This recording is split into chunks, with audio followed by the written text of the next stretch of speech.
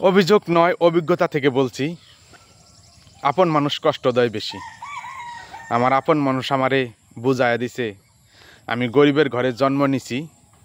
ওহে আমার আপন মানুষ, গরিব আমারে আল্লাহ বানাইছে, এতে আমার দোষ কি? শেষ ঠিকানা যদি 3.5 হাত মাটি হয়, তাহলে কিসের এত অহংকার? ভোর 5টায় মৃত্যু, সকাল 6টায় জানিয়ে দেওয়া হবে মাইকে, 8টায় শেষ গোসল করানো হবে, 9টায় তোমাকে নতুন কাপড়ে সাজানো হবে, জোহর নামাজের পরে তোমারে আলিশান বাড়ি থেকে বের করে নেওয়া হবে, 2টায় তোমার জানাজা নামাজ পড়ানো হবে, 2:30টায় তোমাকে কবরে নামিয়ে ফেলা হবে।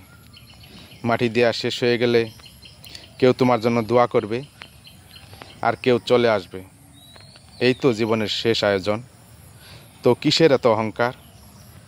অন্যায়ভাবে কাউকে ঠকালে একদিন নিজেকেই ঠকতে হয়। এটা নিয়ম, হ্যাঁ, এটাই নিয়ম।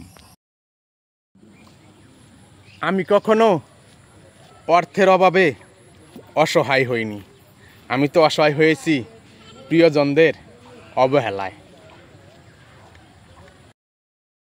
আমি কি তোমারে বন্ধু বইলা থাকতে পারি? তুমি আমি তুমি রে বন্ধু, তুমি আমি তুমি রে বন্ধু, দুইজনা হয় একজনা। তোমার ভালো বাসা পাইলে এত নষ্ট হইতাম না। আমি তোমার ভালো বাসা পাইলে এত নষ্ট হইতাম না। জানতাম না প্রেম কারে বলে, তুই আমার শিখাইলি। প্রেম প্রীতি শিখাইয়া কই গেলি রে কই গেলি?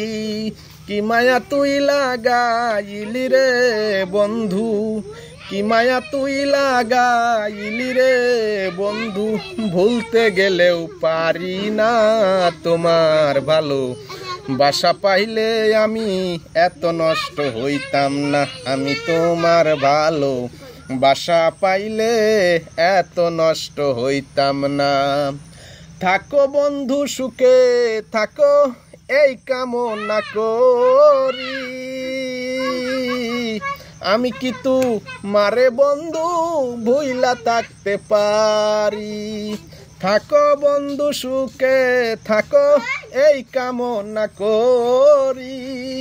আমি কি তোমারে বন্ধু ভুইলা থাকতে পারি?